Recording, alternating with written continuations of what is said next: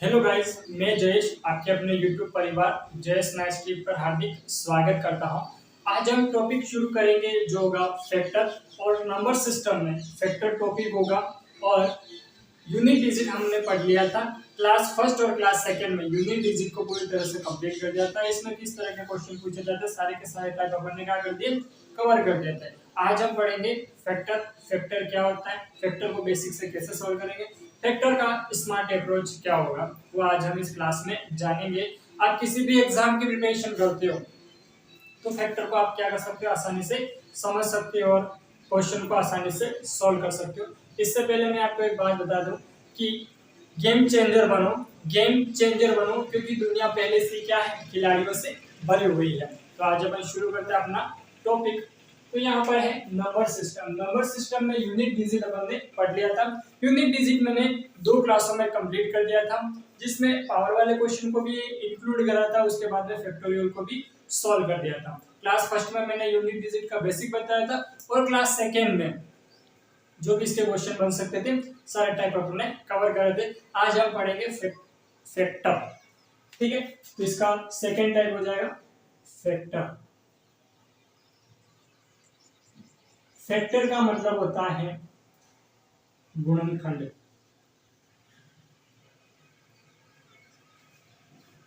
Factor का मतलब होता है गुणनखंड। जैसे कि यहाँ पर लिखा हुआ है 24।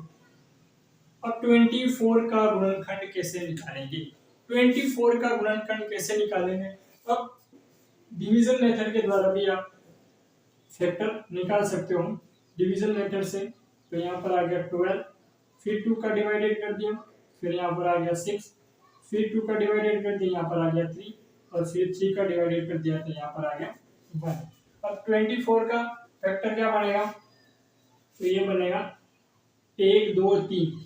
3 बार 2 है तो क्या लग जाएगा, 2 का क्यूब मल्टीप्लाई 3 की घात 1, 3 की पावर 1 आ जाएगा।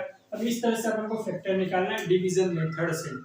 पर लेकिन आप यदि डिवीजन मेथड से हर क्वेश्चन को करोगे तो क्या हो जाएगा, इसमें तो कैलकुलेशन भी ज्यादा बढ़ जाएगी और बहुत ज्यादा समय लग जाएगा। तो इसको कम समय में, ठीक है, कम समय में इसका सही आंसर, सही और सटीक आंसर कैसे निकालेंगे वो अपन जानेंगे, ठीक है। डिवीजन मेथड का यूज नहीं करना है, ये स्कूल लाइफ में आपने बहुत कर लिया। अब अपन करेंगे सीधा तरीका कि इसमें इसके फैक्टर कितने होते हैं, ठीक है। ये इसका निकाला था डिवीजन मेथड के द्वारा, डिवीजन मेथड से निकाला था। अब इसमें 3 ने 1 को ऐड कर देंगे तो कितना आ जाएगा, 4 मल्टीप्लाई 1 में 2 को ऐड कर देंगे 8 आएगा। अब आप बोलोगे सर ये 8 आया कैसे, हमको बेसिक मेथड से भी बता, तो हम आपको माने तो मैं आपको बेसिक मेथड से बता देता हूँ। ये जो 24 है, ठीक है, एक सेकंड मार्कर को मैं चेंज कर देता। ये जो 24 है, 24 किस किस टेबल में आता है ये अपन को पता करना है। तो अपन पता करेंगे 24 किस किस टेबल में आता है। तो सबसे पहले जो 24 होगा वो 1 की टेबल में तो आएगा ही आएगा, चाहे कोई भी नंबर हो 1 की टेबल में तो आता ही आता है। इसके बाद में 24 2 की टेबल में आएगा, इसके बाद में 24 3 की टेबल में आएगा, इसके बाद में 24 4 की टेबल में आएगा, 5 की टेबल में नहीं आएगा क्योंकि यूनिट डिजिट 0 होता है तो 5 की टेबल में आता। इसके बाद में 3 और 2 की टेबल, 2 और 3 की टेबल में आया मतलब 6 की टेबल में तो आएगा ही आएगा। इसके बाद में 7 की टेबल में नहीं आएगा, 8 की टेबल में आएगा, इसके बाद में 9 की टेबल में नहीं आएगा, 11 की टेबल में नहीं आएगा, 12 की टेबल में आएगा और फिर 24 की टेबल में आएगा। अब इसको काउंट करो कितने होते हैं, 1 2 3 4 5 6 7 और 8। फैक्टर कितने हो गए, 8 हो गए। अब मैंने इसको किस मेथड से करा था, ये तो था बेसिक मेथड। अब आप बोलोगे कि सर बेसिक मेथड से तो हमने ये बेसिक मेथड से करा था और इसके बाद में ये जो था वो स्मार्ट अप्रोच था।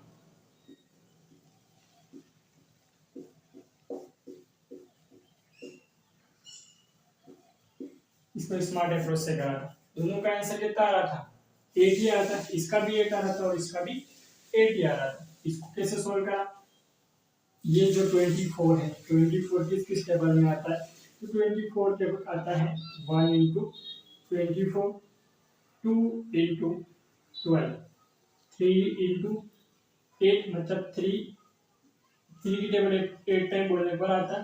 इसके बाद में 4 इंटू 6, फिर इसको उल्टा हो जाएगा 6 इंटू 4, 8 इंटू 3, 12 इंटू 2, 24 इंटू 1 कितना होगा 1 2 3 4 5 6 7 और 8। सारे तरीके दे दिए, तीनों के तीनों मेथड बता दिए, तीनों मेथड से 8 आंसर आएगा। इसका भी 8 है, इसका भी 8 है, इसका भी 8 आएगा। लेकिन आपको किस मेथड से करना है। अब ये तो जो छोटी संख्या थी, छोटा नंबर था, तो आपने इस मेथड से कर दोगे तो आपको अच्छे समझ में आ जाएगा। क्या बोलेगा, इसका फैक्टर ज्ञात कीजिए, इसके कुल कितने फैक्टर होंगे, ये बोलेगा। अगर छोटी संख्या होगी तो आप इस तरह से निकाल दोगे, पर लेकिन इसमें जब संख्या दे दी 10,800 में कुल फैक्टर कितने होंगे, तो क्या आप इसमें निकालने बैठोगे कि इसमें 2 का डिवाइड जाएगा, 1 का डिवाइड जाएगा, 3 का, 4 का, 5 का, 6 का, तो फिर इसमें ऐसे नहीं करोगे। फिर इससे क्या करोगे, इसके स्मार्ट अप्रोच से करोगे, तो ये इसकी ट्रिक हो जाएगी। तो मैं इसको एक बार रब कर देता हूँ।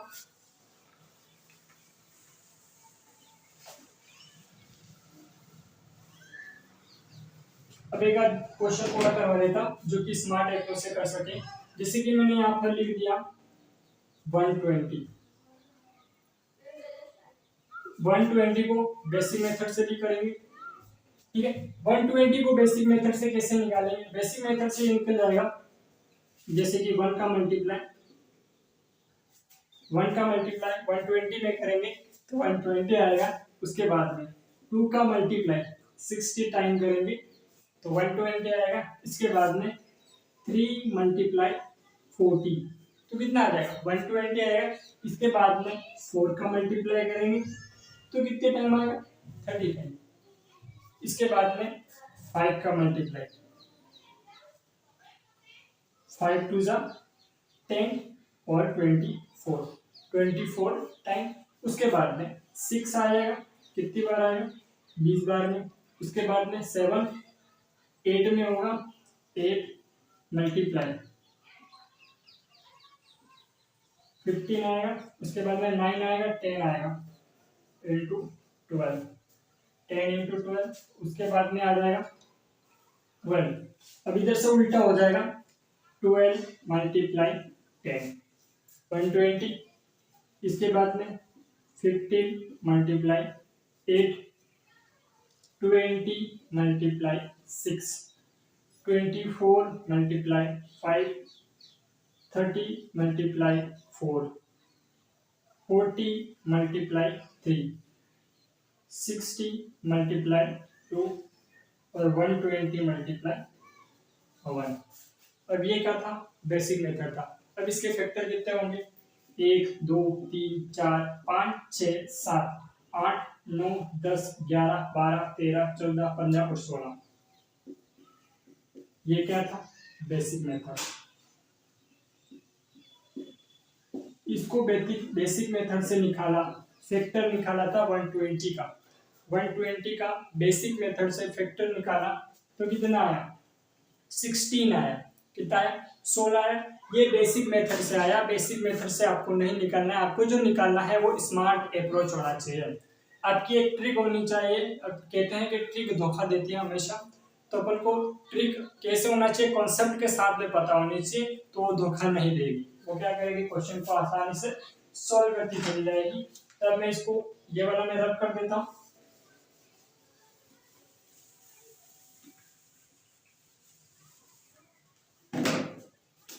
अब इसको निकालेंगे स्मार्ट अप्रोच से। अब आप लोग बोलोगे सर स्मार्ट अप्रोच से आप कैसे निकालोगे। सबसे पहले इसका डिवीजन मेथड से फैक्टर निकालो। डिवीजन मेथड से फैक्टर निकाला तो 120। अब इसमें 2 का डिवाइडेड करेंगे। अब मैं इसको सीधा भी कैसे निकालेंगे वो मैं आपको बता दूंगा।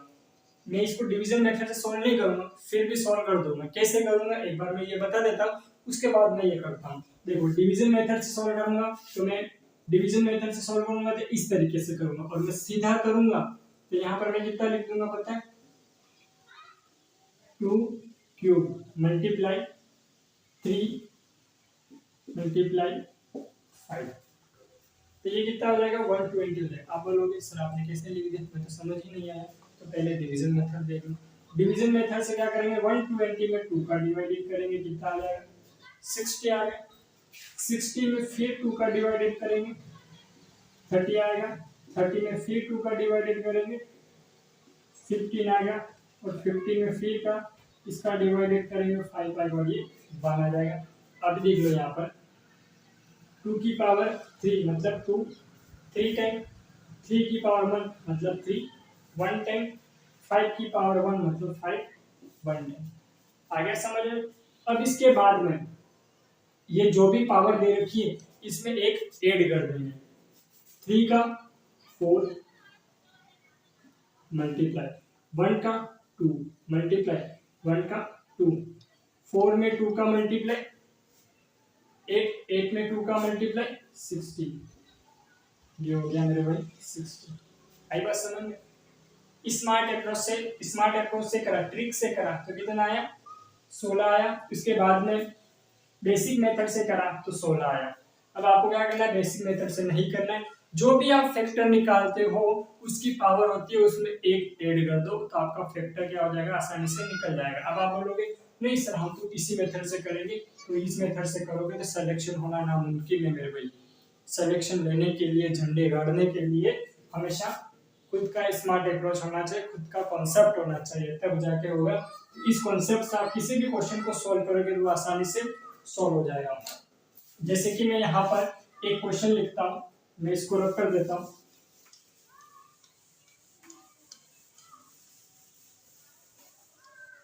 जैसे कि मैंने यहाँ पर लिखा 1080 के सभी अभाज्य गुणनखंड क्या होंगे।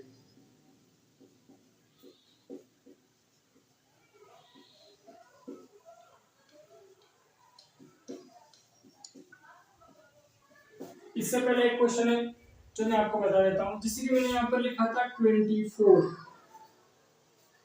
ये इसका 24 का ये निकालेंगे फैक्टर और मल्टीपल दोनों क्या होता है अलग अलग। ये हो गया फैक्टर, ये हो गया फैक्टर और इधर हो जाएगा मल्टीपल। ये होता है फैक्टर और ये होता है मल्टीपल। अब मल्टीपल का मतलब क्या होता है आपको पता है, अगर पता होता है कमेंट बॉक्स में जरूर बताना कि मल्टीपल का मतलब क्या होता है। मैं आपको बता देता हूँ मल्टीपल का जो मतलब होता है वो होता है गुणज, गुणांक। ठीक है, मल्टीपल का मतलब होता है गुणज, या आप बोल सकते हो इसको टेबल। जैसे कि यहाँ पर मैंने लिखा 24, अब 24 का मल्टीपल क्या होगा और 24 का फैक्टर क्या होगा। 24 का फैक्टर 1 हो जाएगा, ठीक है। इसके बाद में 2 हो जाएगा, 3 हो जाएगा, 4 हो जाएगा, 6 हो जाएगा, 8 हो जाएगा, 9 भी नहीं होगा, 10 भी नहीं होगा, 11 नहीं होगा और 12 हो जाएगा। इसके बाद में 24 हो जाएगा। 1 2 3 4 5 6 7 और 8 ये क्या होते हैं फैक्टर होते हैं। ये जो फैक्टर होते हैं,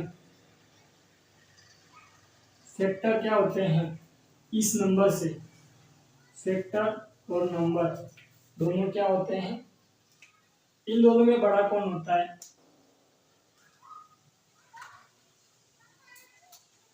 ये रहा नंबर, ये होता है फैक्टर और ये होता है नंबर। इन दोनों में जो बड़ा होता है वो फैक्टर बड़े होते हैं। फैक्टर क्या हो जाएगा बड़ा हो जाएगा, बड़ा होगा या फिर क्या हो जाएगा इक्वल होगा। उसके बाद में होता है मल्टीप्लाई, मल्टीप्लाई में होता है गुणज। जैसे कि मैंने यहाँ पर लिख दिया 24 का मल्टीपल कौन सा हो जाएगा, तो जैसे कि 24 का मल्टीपल हो जाएगा 48, 72, 96 और 120 पे यहाँ तक n तक आ जाएगा। ये क्या आ जाएगा n आ जाएगा।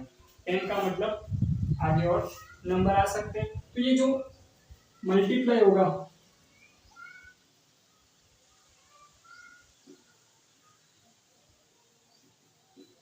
ये जो मल्टीप्लाई होगा वो नंबर के इक्वल होगा या फिर बड़ा होगा।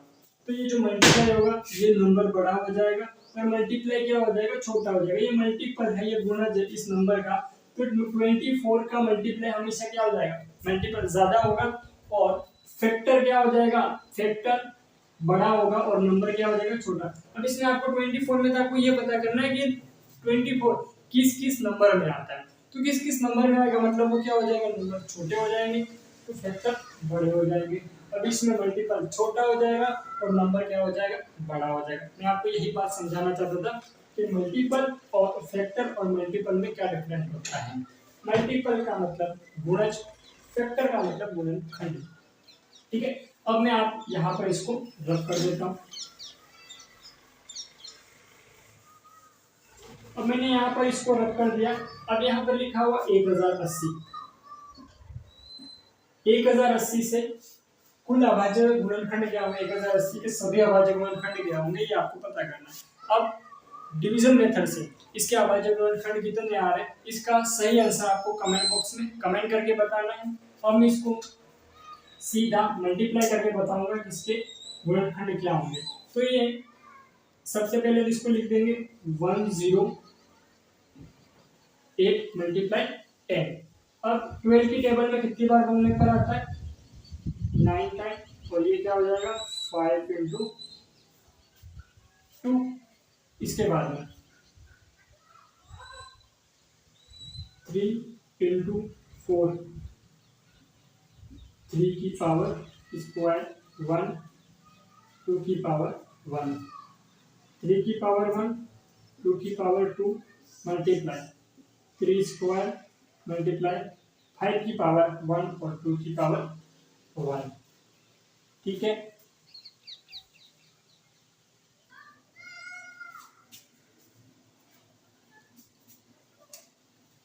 तो ये 2 की पावर 1 हो जाएगा।